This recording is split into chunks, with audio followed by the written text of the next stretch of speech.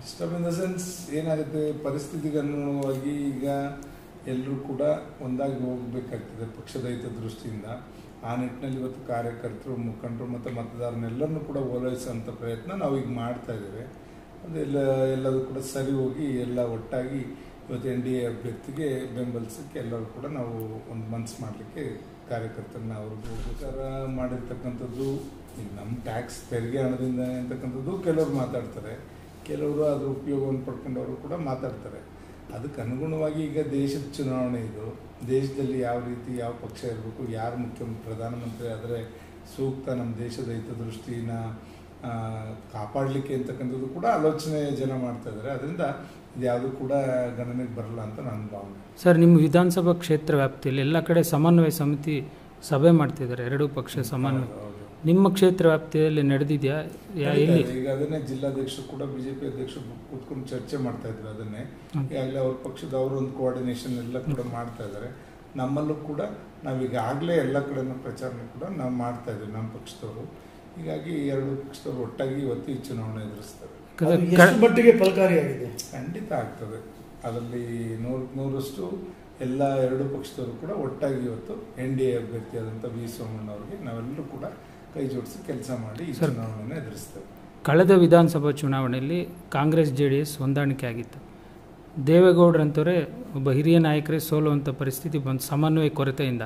ಈ ಬಾರಿ ಆ ತಪ್ಪುಗಳಾಗ್ದಂಗೆ ಯಾವ ರೀತಿ ಪ್ಲಾನ್ಗಳು ಮಾಡ್ತಾ ಇದ್ದಾರೆ? ಆ ಥರ ಸಮನ್ವಯ ಕೊರತೆ ಏನಾಗಿಲ್ಲ.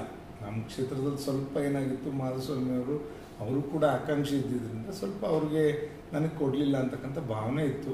ಆದರೆ ಅವರು ಕೂಡ ಪಕ್ಷದವರೆಲ್ಲ ಕೂತ್ಕೊಂಡು ಅವ್ರ ಪಕ್ಷದಂತೆ ಮಾಡ್ತಾರೆ ಅಂತ ನಂಬಿಕೆ ಅವರ ಮುಖಂಡರುಗಳೆಲ್ಲ ವ್ಯಕ್ತಪಡಿಸೋದ್ರಿಂದ ಖಂಡಿತ ಎಲ್ಲ ಸರಿ ಹೋಗಿ ಒಂದು ಒಳ್ಳೆ ಹಾದಿನಲ್ಲಿ ಹೋಗ್ತದೆ ಅಂತ ನನ್ನ ಭಾವನೆ. ಯಾವ ವಿಷಯಗಳು ಜನಗಳನ್ನು ತಗೊಂಡು ಹೋಗ್ತೀರಾ ಸರ್? ಏನಾಗಿದೆ, ಒಂದು ನೀವು ಕಳೆದ ದೇವೇಗೌಡರು ಚುನಾವಣೆಯನ್ನು ಹೇಳಿದೆ. ಆ ಸಂದರ್ಭದಲ್ಲಿ ಇಲ್ಲಿ ಇರ್ತಕ್ಕಂಥ 8 ಕ್ಷೇತ್ರ ವಿಧಾನಸಭಾ ಕ್ಷೇತ್ರಗಳಲ್ಲಿ 3 ಕ್ಷೇತ್ರದಲ್ಲಷ್ಟೇ ದೇವೇಗೌಡರಿಗೆ ಮುನ್ನಡೆ ಬಂದಿದ್ದಂಥದ್ದು. ಕೊರಟಗೆರೆ, ತುರುವೇಕೆರೆ ಆ್ಯಂಡ್ ಚಿಕ್ಕನಾಯಕನಹಳ್ಳಿ. ಚಿಕ್ಕನಾಯಕನಹಳ್ಳಿಯಲ್ಲಿ 8,000 ಚಿಲ್ಲರೆ, ತುರುವೇಕೆರೆಯಲ್ಲಿ 12,000 ಚಿಲ್ಲರೆ, ಕೊರಟಗೆರೆಯಲ್ಲಿ 3,000 ಚಿಲ್ಲರೆ. ಇನ್ನು ಮಿಕ್ಕಂಥ 5 ಕ್ಷೇತ್ರದಲ್ಲೂ BJP ಅವತ್ತು ಅಂತ ದೇವೇಗೌಡರು ನಿಂತಹ ಸಂದರ್ಭದಲ್ಲೇ ಬಂದಂಥದ್ದು. ಈಗ ಅದೇ ರೀತಿ ಟಿಪ್ಪು ಎಲ್ಲ ಕಡೆನೂ ಕೂಡ ಹೆಚ್ಚಿನ ರೀತಿಯಲ್ಲಿ ಬೆಂಬಲ ಸಿಗ್ತದೆ. ಈಗ ನಾವು ಇಲ್ಲಿ ಎರಡು ಪಕ್ಷದವರು ಒಂದಾಗಿರೋದ್ರಿಂದ ಖಂಡಿತ ಇಲ್ಲಿ BJPಗೆ ಕೂಡ ಮುನ್ನಡೆ ಆಗ್ತದೆ ಅಂತ ನಮ್ಮೆಲ್ಲರಿಗೂ ನಂಬಿಕೆ ಇದೆ.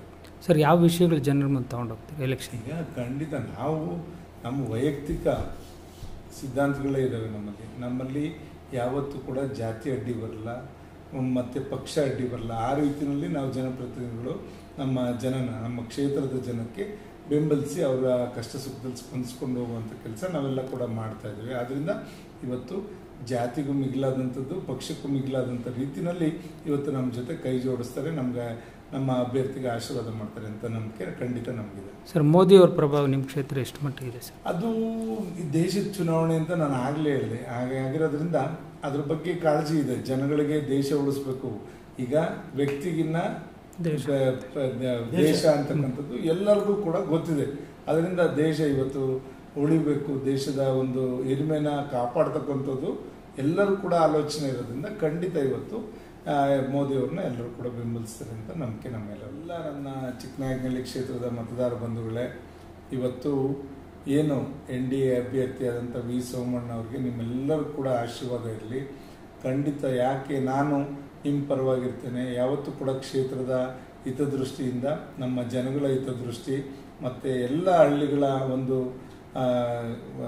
ಅಭಿವೃದ್ಧಿ ಪರವಾಗಿ ನಾವೆಲ್ಲರೂ ಕೂಡ ಯಾವತ್ತೂ ಕೂಡ ನಿಮ್ಮ ಜೊತೆ ಇರ್ತೇವೆ. ದಯಮಾಡಿ ನೀವೆಲ್ಲರೂ ಕೂಡ NDA ಅಭ್ಯರ್ಥಿಯಾದಂಥ V. ಸೋಮಣ್ಣ ಅವರಿಗೆ, ಕಳೆದ ಸಲ ನಮ್ಮದೇ ಪಕ್ಷದ ಅಭ್ಯರ್ಥಿ ದೇವೇಗೌಡ ಇದ್ದಿದ್ದರಿಂದ ನಮ್ಮ ಪಕ್ಷದ ಚಿಹ್ನೆ ಇತ್ತು, ಅದನ್ನು JDS ಮತದಾರರಿಗೆ ನನ್ನ ಕಾರ್ಯಕರ್ತರಿಗೆ ಹೇಳಲಿಕ್ಕೆ ಬಯಸ್ತೇನೆ.